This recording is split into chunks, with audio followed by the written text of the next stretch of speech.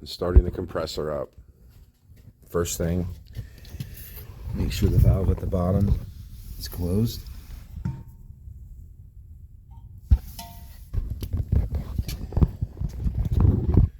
Make sure the oil level's good, halfway up the sight glass.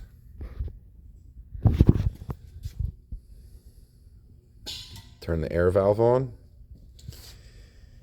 On the side, this goes front to turn on.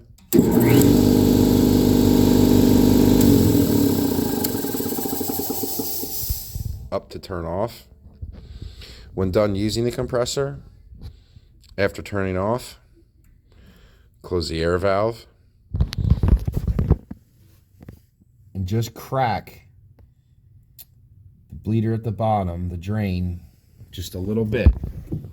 Not much, because it'll be extremely loud, the air rushing out, and water will blow out. So only open it a little bit.